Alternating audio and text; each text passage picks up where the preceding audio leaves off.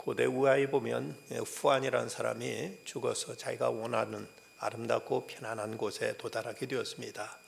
그때 한 흰 옷을 입은 사람이 찾아와서 말합니다.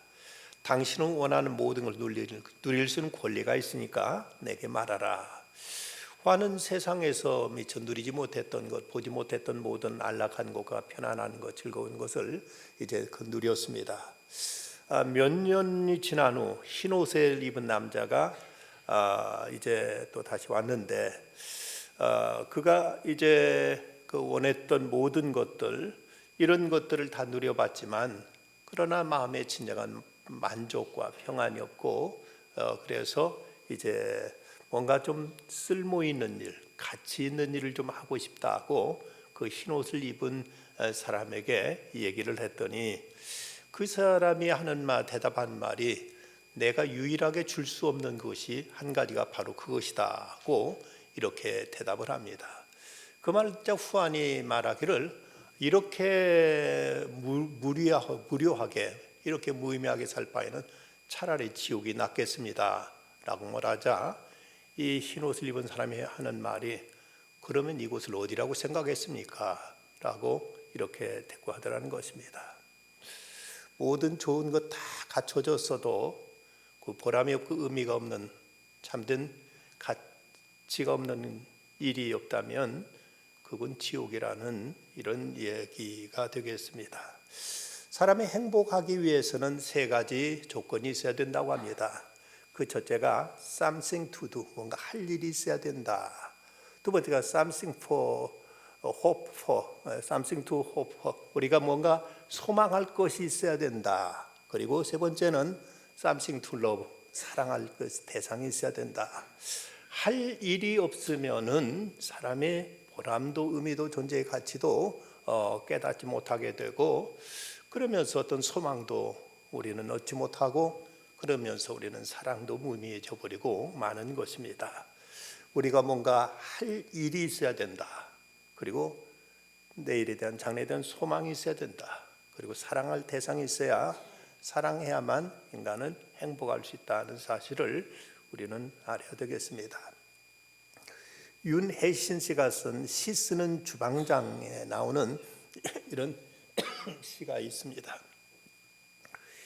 여자가 밥을 짓지 않고 건전지만 만든다면, 빨래를 하지 않고 종이 옷을 사 입는다면, 청소를 하지 않고 여관에서 잔다면, 세수도 안 하고 머리도 안 빗고 향수만 바른다면, 밥을 먹지도 물을 마시지도 않고 텔레비전만 본다면, 노래도 부르지 않고 춤도 추지 않고 잠만 잔다면, 웃지도 울지도 않고 돈만 샌다면, 아이를 낳지도 키우지도 않고 강아지만 좋아한다면, 꽃밭을 가꾸지도 않고 술만 퍼마신다면 다 미칠 거야, 다 죽을 거야.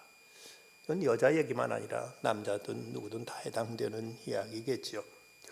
교회란 어떤 곳인가 어떻게 표현하다 보면 교회는 사람들로 하여금 그 존재의 이유를 깨우쳐주는 곳이 교회라고 말할 수가 있습니다.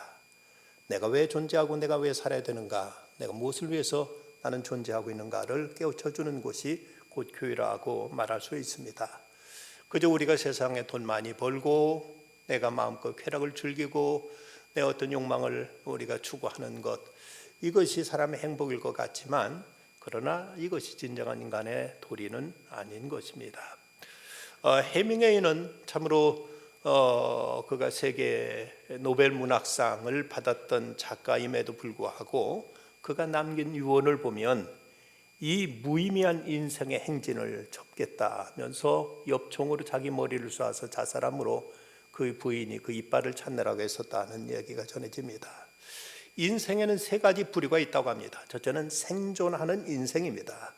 이런 사람은 유일한 어떤 소망은 즐기는 것입니다. 육체적인 쾌락을 즐기고 그리고 이제 외제차 타고 룸사롱 드나들고 명품 쇼핑하고 골프 치고 뭐 이런 것들을 이제 하나의 성공이라고, 이런 것이 이제 그들의 행복이라고 말할 수 있을 것입니다. 두 번째는 성공지향적인 인생이 있습니다. 사회적으로 어느 정도 출세하고 그리고 이름도 얻고 그리고 이제 뭔가 사람들로부터 대접도 칭찬도 받으면 이런 것을 인생의 성공이라고 생각해서 이런 성공을 지향하는 이런 사람들이 있습니다. 그러나 또 세 번째 사람은 자기 소명을 이루는 인생이 있습니다. 하나님께서 내게 주신 생명, 내 인생에 주신 하나님의 뜻을 헤아려서 그 뜻을 이루며 살아가는 인생, 이것이 가장 복된 인생이요, 가장 가치 있는 인생이요, 이것이 마땅한 인간의 도리로서 우리가 추구해야 될 인간의 본분이라고 이렇게 말할 수가 있습니다. 그런 의미에서 교회에도 세 종류의 사람이 있다고 합니다. 그저 편안히 앉아서 늘 대접만 받으려고 하는 사람, 또 하나는 그늘 구경꾼으로 항상 방관하는 사람, 세 번째는 팔 걷어붙이고 나서서 일하는 사람이 있다고 합니다. 오늘 말씀 25절, 내가 교회의 일꾼 된 것은 하나님의 너희로 내게 주신 직분을 따라 하나님의 말씀을 이루려 함이라고 사도 바울은 고백하고 있습니다. 여기서 말씀하고 있는 하나님의 일꾼이란 말은 성직자를 의미하는 것이 아니라 이제 그 교회에서 일하는 일꾼들, 하나의 어떤 그 청직이나 종을 의미하는 말로서 원문에 보면 디아코노스라고 해서 집사를 나타내는 디컨이란 말이 여기서 유래된 걸 보면 여기서 일꾼은 교회 모든 이제 봉사하는 사람들을 망라하는 표현으로 이해할 수가 있을 것입니다. 당시 골로새 교회 위기가 있었다면 그건 바로 교회 일꾼의 문제였다는 것을 여기서 암시하고 있습니다. 23절에 보면 만일 너희가 믿음에 거하고 터 위에 굳게 서서 너희 들은 바 복음의 소망에 흔들리지 아니하면 그리하리라. 이 복음은 천하 만민에게 전파된 바요 나 바울은 이 복음의 일꾼이 되었노라고 말씀하고 있습니다. 여기서 바울은 굳게 서서라는 말, 또 흔들리지 아니하면이라는 이 말 무게를 싣고 있는데, 이것은 당시 골로새 교회의 성도들이 굳게 서 있지 못했고 흔들리고 있었다는 사실을 여기서 암시하고 있는 내용입니다. 이제 사도 바울은 이제 그 교회의 일꾼이 되기 위해서 세 가지 측면에서 가져야 될 확신을 말씀하고 있는데, 그 첫 번째가 복음의 소망에 대한 확신이 있어야 된다고 말씀합니다. 말씀 23절 말씀, 만일 너희가 믿음에 거하고 터 위에 굳게 서서 들은 바 복음의 소망에 흔들리지 아니하면 그리하리라. 이 복음은 천하 만민에게 전파된 바요 나 바울은 이 복음의 일꾼이 되었노라고 이렇게 말씀하고 있습니다. 25절에서는 바울이 자기가 교회 일꾼 되었다고 말했는데, 이 앞에 있는 23절에서 복음이 일꾼이 되었다고 말하고 있는 걸 보면 여기서 그 순서가 매우 중요합니다. 먼저 복음의 일꾼이 되고 나서, 그리고 나서 이제 교회 일꾼이 되어야 된다는 것이죠. 우리가 복음의 일꾼이 되지 못하고 교회 일꾼이 되다 보면 교회에 이제 어떤 교회 직분도 계급으로 생각해서 이것을 이제 자기보다 어떤 낮은 직급에 있으면 이 사람들을 위해 군림하려고 하거나, 아니면 이것을 어떤 자기 명예로 생각하는 이런 이제 오류에 빠질 수가 있습니다. 그래서 먼저 복음을 바로 이해하고 복음의 일꾼이 된 사람이 교회의 일꾼이 될 수 있다는 것을 말씀하고 있습니다. 교회가 가지고 있는 가장 귀한 자산이 있다면 그게 무엇일까? 그건 바로 복음이라고 말할 수가 있습니다. 이 복음만이 사람을 구원할 수 있고 사람을 변화시킬 수 있기 때문이지요. 초대교회에는 이런 건물이 없었습니다. 교회가 건물을 갖추고 건물을 소유하기 시작한 때는 300년이 지난 때부터였습니다. 그리고 초대교회에서는 어떤 특별한 프로그램도 없었습니다. 뭐 교회 이런저런 여러 가지 많은 이제 프로그램을 가지고 교회의 어떤 이제 사역들이 요즘처럼 그렇게 다양하게 이루어지지 못하고 있었습니다. 그럼에도 불구하고 초대교회가 그런 놀라운 역사를 일으킬 수 있었던 것은 초대교회는 확실한 그 복음에 대한 믿음이 있었기 때문에 그 복음을 통해서 저들 자신이 변화되었고 나아가서 세상을 변화시키는 이런 놀라운 능력을 행사할 수 있었던 것입니다. 복음이 왜 중요한가? 이 복음은 사람을 구원할 뿐만 아니라 사람을 변화시키기 때문에 복음은 그대로 중요한 것이요. 그래서 그리스도의 일꾼, 교회의 일꾼이 되기 위해서 먼저는 복음의 일꾼이 된, 복음에 대한 확신이 있어야 된다는 사실을 바울은 여기서 말씀하고 있습니다. 복음은 우리를 구원하는 데서 그치지 않고 이것은 우리를 이제 새 생명만, 새로운 삶으로, 새로운 존재로 만들어주는 이런 변화의 역사를 나타내게 됩니다.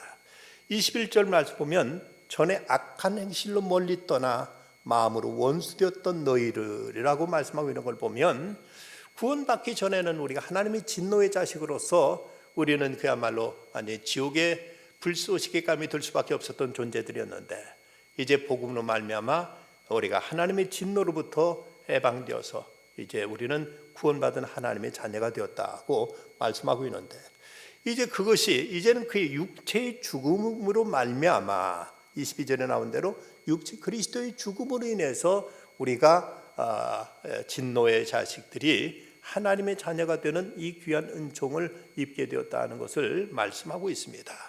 그러기에 우리는 바로 이 복음을 통해서 내가 어떤 존재였었고 내가 이제 뭘 통해서 어떤 또 새로운 피조물로 바뀌어졌는가 하는 것을 우리가 확실히 알고 이것을 이해해야만 그럴 때 우리는 복음의 일꾼이 되는 것이고 나가서 교회의 일꾼이 될 수가 있다는 사실이지요.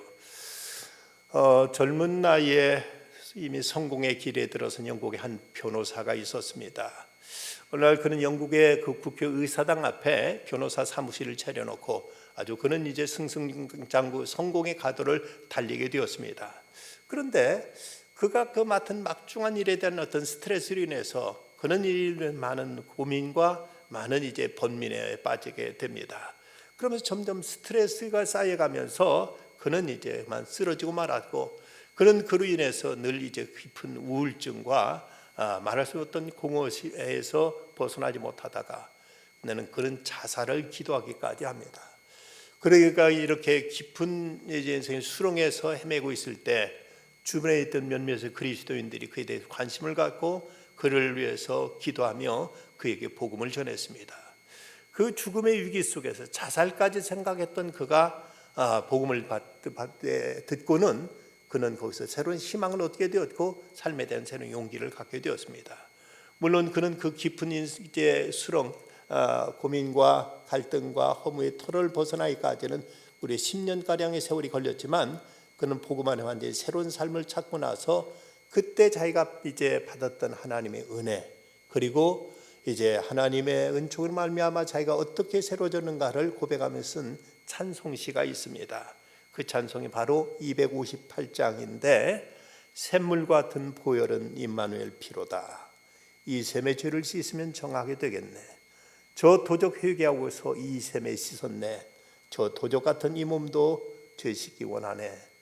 속함 받은 백성은 영생을 얻겠네. 샘솟던 한 피곤자 하나 없이 없도다 하는 이 찬송을 쓴 윌리엄 카우퍼가 바로 이 주인공이고 그는 영국 문학사에서 고전 문학가로 손꼽힐 만한 이런 인물이 되었습니다.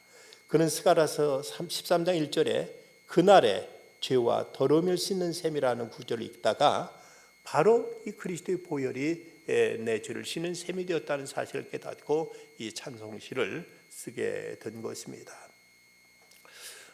교회가 무엇보다도 교회 일꾼으로서 무엇보다도 우리가 알아야 될 것은 복음의 비밀을 알아야 되는 것이죠. 복음에 대한 확신이 있어야 되는 것입니다. 그럴 때 우리는 교회가 교회로서 또 성도가 성도로서 이제 자기 본분과 자기 역할을 다할 수가 있게 됩니다. 중세 교회가 그토록 타락했던 것은 복음의 그 빛을 잃어버렸기 때문이었습니다. 그리고 교회가 하나의 어떤 제도로서 조직으로서 어떤 권력으로서 남게 되었을 때 교회는 한없이 타락했는데 이때 종교 개혁자들에 의해서 회복되었던 것 그들이 주창했던 것은 오직 은혜로 그리고 오직 믿음으로 오직 말씀으로라는 이 캐치프레이즈를 내걸고 저들이 인간의 의지나 노력으로가 아니라 오직 하나님의 은혜로 그리고 주 그리스도를 믿는 믿음으로 그리고 하나님 말씀으로만 우리가 거듭날 수 있고 이것이 우리 믿음의 핵심이라는 것을 저들은 깨닫고서 이제 종교 개혁을 일으켜서 교회를 바르고 세웠습니다. 오늘 이 시대도 우리는 다시 한번 우리는 복음의 핵심, 복음의 그 진수를 알아야 되고 이것을 우리들의 가장 소중한 자산으로 삼아야만 되는 것입니다. 이 여기에 대한 확신이 첫 번째 그 그리스도의 일꾼, 교회 일꾼이 가져야 될 확신이라면 두 번째는 교회 사역의 목표에 대한 확신이 또한 이제 있어야 됩니다. 교회는 무엇을 위해서 일해야 되느냐, 교회 존재 이유가 무엇이냐 하는 것을 우리가 알아야 되는데 25절에서 내가 교회의 일꾼 된 것은 하나님이 너희를 위하여 내게 주신 직분을 따라 하나님의 말씀을 이루려 함이라고 말씀합니다. 여기서 하나님 말씀을 이룬다는 것이 구체적으로 뭘 의미하는가? 그러면 이제 하나님 말씀을 이룬다는 것에 대해서 26절에서는 그 말씀의 핵심을 비밀이라고 표현했고, 그리고 27절에 가면 그 비밀의 정체를 이렇게 말씀합니다. 하나님이 그들로 하여금 이 비밀의 영광이 이방인 가운데 얼마나 풍성한지를 알게 하려 하심이라. 이 비밀은 너희 안에 계신 그리스도니 곧 영광의 소망이니라고 말씀하고 있습니다. 하나님의 계시 말씀이 성경의 비밀은 무엇인가? 바로 이 비밀의 핵심은 예수 그리스도라는 것이죠.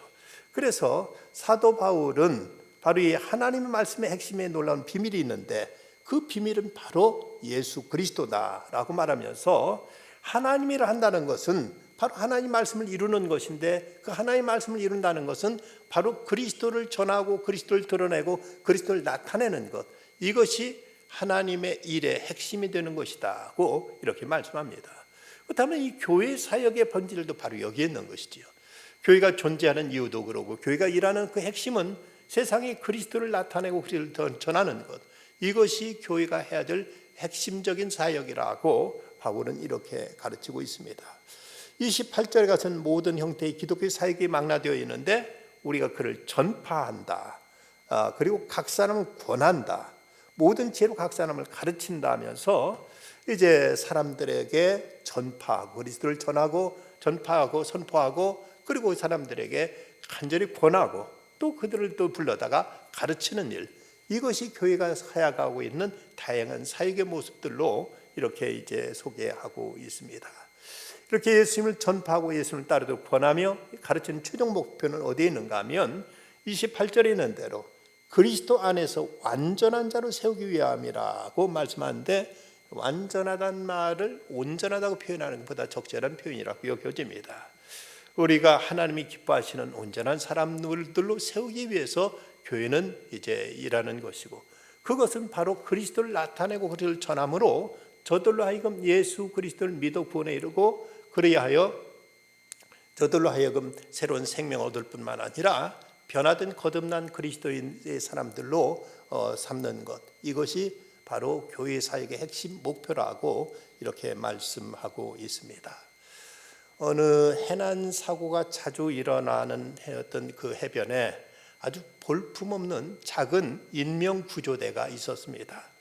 건물이라고는 오두막 한 채뿐이었고 보트도 낡고 작은 보트 하나뿐이었지만, 그러나 거기서 그 해난 사고 때 인명을 구조하는 구조대원들의 헌신적인 노력으로 인해서 거기서 많은 해난 사고에서 죽어가던 사람을 살려낼 수가 있었습니다.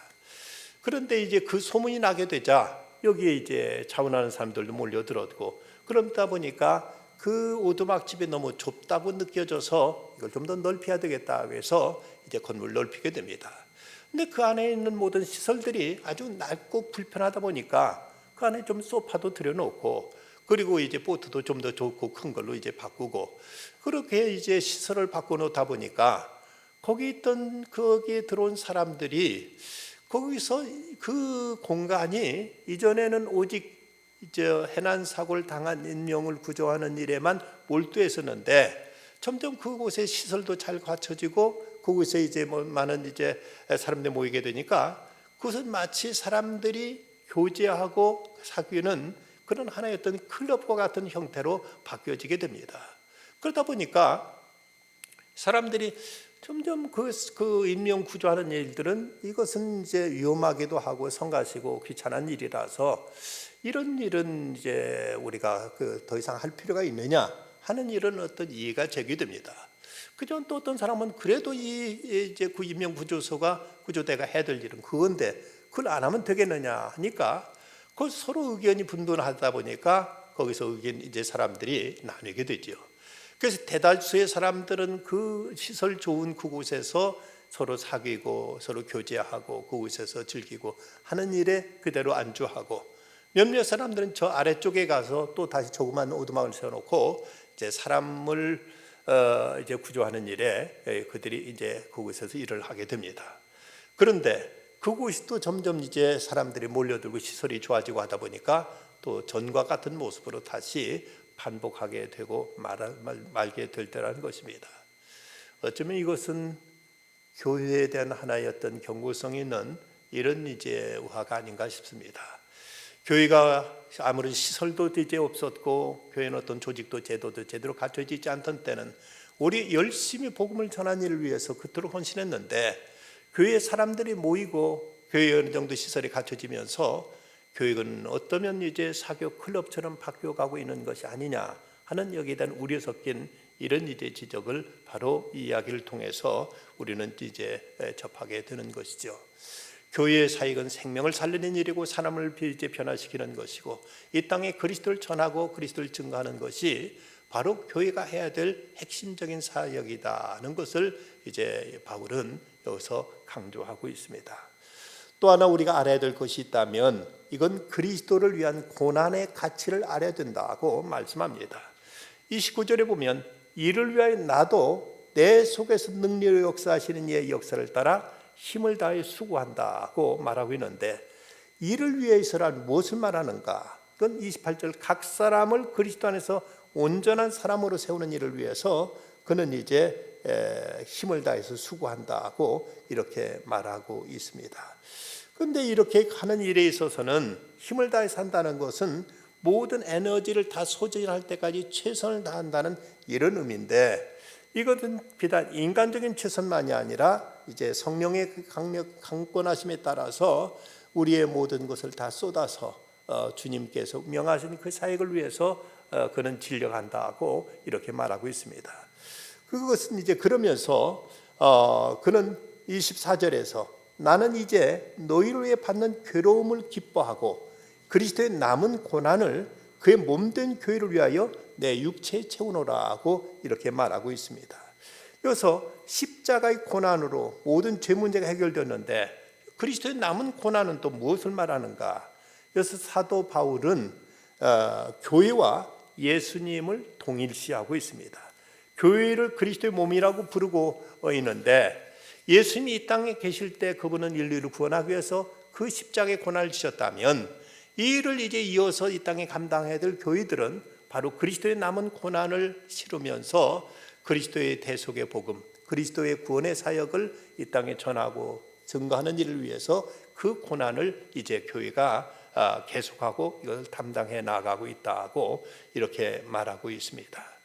교회가 교회다워지는 방법은 그리스도께 이 땅에서 하셨던 그 사역들을 이루기 위해서 이제 교회가 그리스도의 남은 고난을 함께 담당하면서 그리스도의 그 일을 이루는 것, 이것이 바로 하나의 성육신의 의미라고 얘기할 수가 있을 것입니다. 오늘날 그리스도의 남은 고난을 바울처럼 기쁨으로 지내는 사람들이 과연 얼마나 있는가? 하나님은 이런 사람들을 통해서 오늘도 당신의 사역을, 당신의 일을 이루시고 세상을 구원하시는 일을 이루기를 원하시는데, 오늘날처럼 실용주의가 팽배한 이런 사회 속에서 교회 생활도 쉽고 편하고 부담 없이 하려고 할 뿐, 진정 교회를 위해서 그리스도의 그 사역을 위해서 고난을 자취하고 이것을 선택하고 이것을 마땅히 감당하려고 하는 사람이 얼마나 있느냐 하는 것입니다. 우리가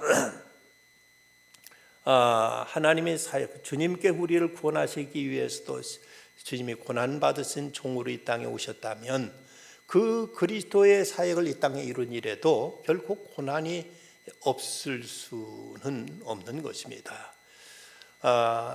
그 복음서 중에서 맨 처음에 쓰여진 책이 마가복음인데, 마가복음의 주제는 순환받는 종 그리스도입니다. 왜 마가복음이 그때 쓰여졌는가 하면, 사람들이 너도 나도 교회 나오면은 복 받는다, 구원 받는다 하는 이런 얘기 듣고 이제 어떤 설레는 마음으로 교회들 왔는데, 근데 막상 현실 속에서는 저들이 그 이제 이 믿음으로 인한 많은 고난과 박해가 있었습니다. 그러자 사람들의 생각 속에는 이럴 바에는 교회에 다닐 필요가 있는가? 이럴 바에는 굳이 하나님을 믿을 필요가 있느냐? 하는 이런 회의가 생기면서 이러면서 배교자들이 늘어나게 되었고, 이러면서 어떤 믿음에 대해서 큰 실망을 하는 사람이 늘어나게 됩니다. 그저 사도들이 이거 뭔가 참 사람들이 잘못 오해하고 있구나.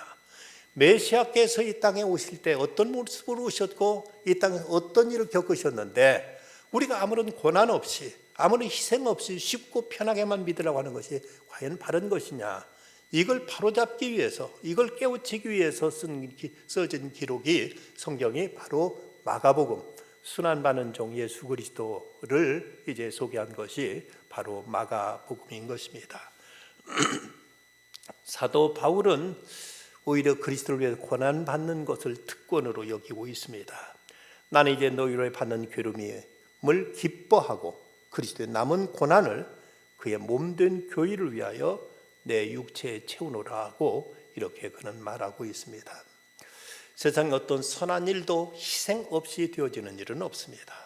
십자가가 있고 희생이 있고서야 여기서 생명 역사, 구원의 역사, 하나님의 은총의 역사는 나타날 수가 있게 되는 것입니다.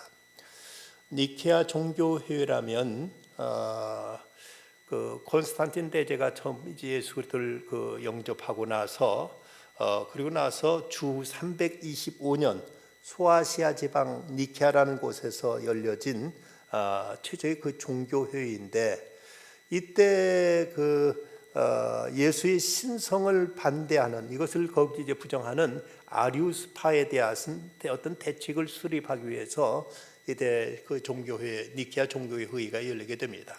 그런데 그때 각 교회 대표로 모였던 주교들의 숫자가 몇 명이었는가 하면 318명이었습니다. 근데 318명 가운데 그들 가운데 12명만 제외하고 무려 306명은 그들이 그동안 오랜 세월 동안 이제 그토록 극심했던 교회에 대한 박해를 견뎌내고 이로 인해서 그들이 당한 고초로 인해서 눈을 하나 잃었거나 팔이 하나 잘렸거나 발이 한쪽 다리를 잃었거나 쩔뚝발이었거나 무려 306명이 모두 다 지체 불구자들이었다고 합니다. 그 중에 사지가 멀쩡한 사람은 불과 12명밖에 없었습니다. 318명 중에서 12명을 제외한 306명의 그 대표들이 모두 다 이런 불구자의 몸으로 그 자리에 모였다는 것입니다. 여러분, 복음이 여기까지 전해지기까지는 이런 희생이 있었고 이런 고난이 있었습니다.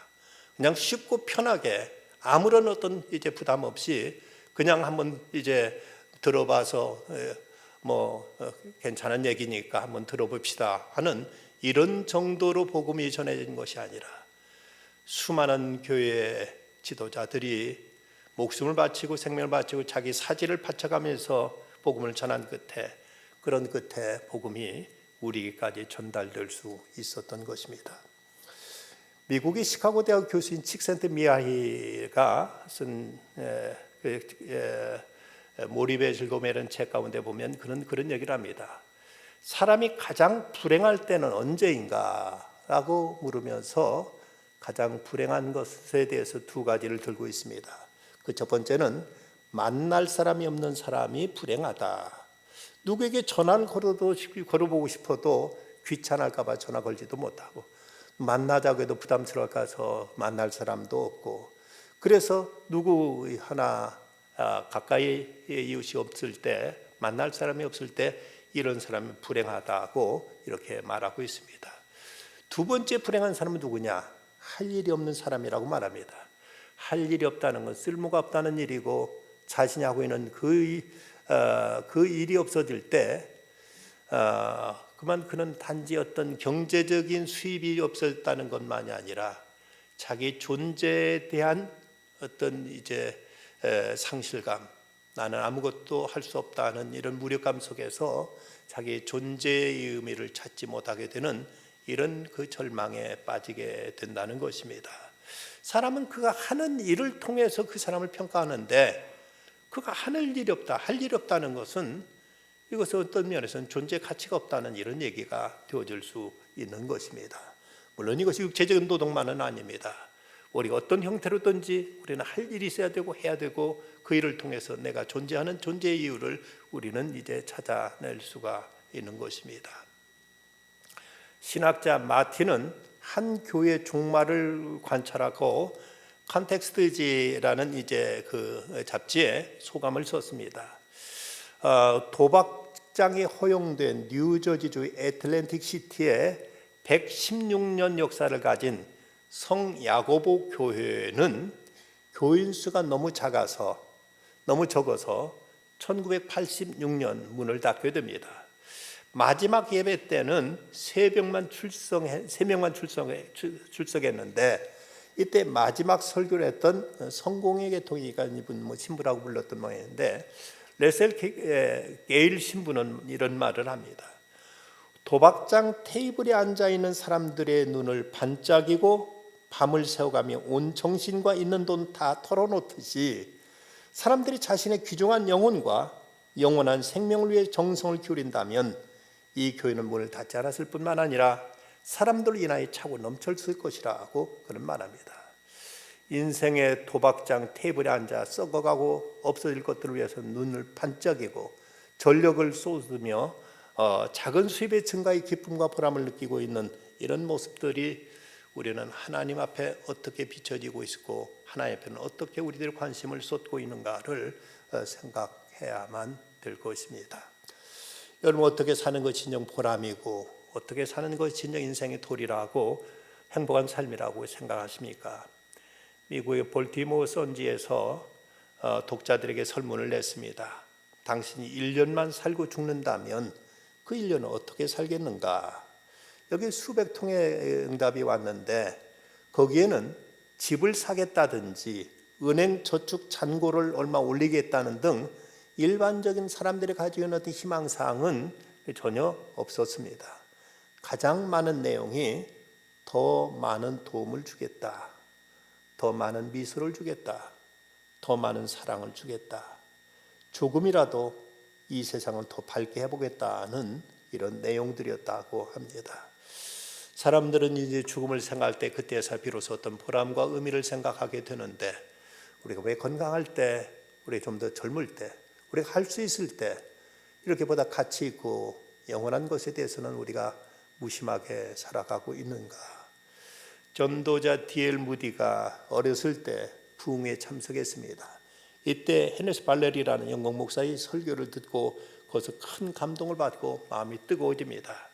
그때 그 목사님은 하나님은 지금도 온전히 헌신한 사람만 있으면 그를 통해서 지금까지 나타나지 않았던 더 큰 일을 하실 수가 있다고 이런 말씀을 전했습니다.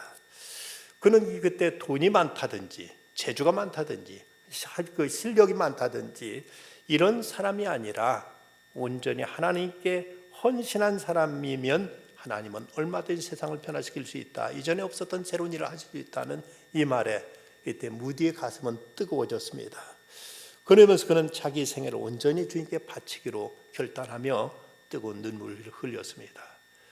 그랬던 그 무디, 그는 많이 배우지도 못했고 그는 제대로 이제 그 문법에 맞춰 설교할 줄도 몰랐습니다.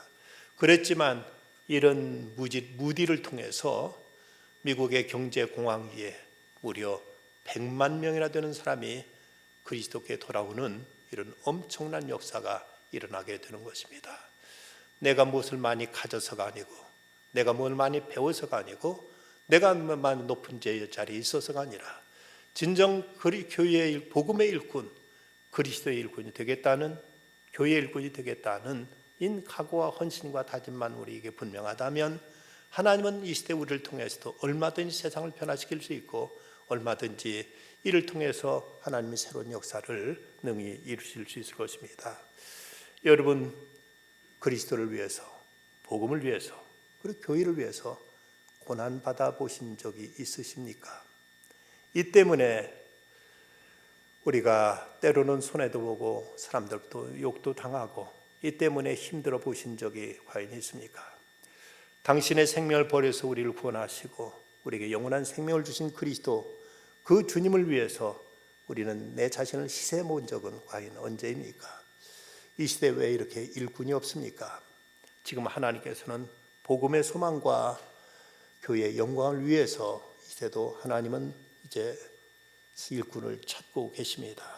그리스도의 십자가를 지고 고난받을 각오가 되어 있는 사람, 이런 사람들이 이 땅에 존재할 때 땅에 하나님의 나라는 견고히 세워져 가게 될 것이고, 그리스도 몸된 교회는 세상에서 빛을 발하고 주의 영광을 드러내게 될 것입니다.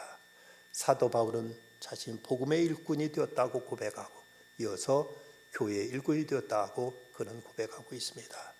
우리 또한 이 시대에 하나님의 부르심 앞에 이렇게 나와 예배하면서 하나님 오늘도 나를 쓰시기를 원하시고, 나를 통해서 복음이 전파되고 나를 통해서 그리스도의 몸된 교회가 든든히 세워지기를 주님은 원하고 계십니다. 이 부르심 앞에 엄숙하게 고백하고 응답할 수 있는 우리들의 결단이 있어야 되겠습니다. 기도하십시다. 거룩하신 아버지 하나님, 세상에 많은 사람들이 인생을 즐기기 위해서 살아가고 있고 성공하기 위해서 살아가고 있는 사람들도 많지만, 주님, 진정한 인생은 하나님의 소명 앞에 응답하는 삶임을 말씀을 통해서 깨닫게 됩니다. 사도 바울은 그 하나님의 거룩한 소명을 이루기 위해서 그는 그리스도의 남은 고난을 내 육체에 채우노라 하고 그는 이렇게 고백하고 있습니다. 주님, 저희도 주님의 몸된 교회의 일꾼 되기 위해서 때로 고난을 받아야 된다면 고난도 선택할 수 있게 하여 주시옵시고, 희생해야만 된다면 희생까지도 마다하지 않을 수 있는 이런 믿음을 허락하여 주시옵소서. 그래야 한 번 살고 주님의 심판대 앞에 서게 될 저희 인생, 결국 하나님 앞에서 우선 진노와 심판에 처하지 않게 하여 주시고 주께로부터 인정받는 저희들 삶이 되어지도록 은혜로 인도하여 주시옵소서. 예수님의 이름으로 기도드리옵나이다. 아멘.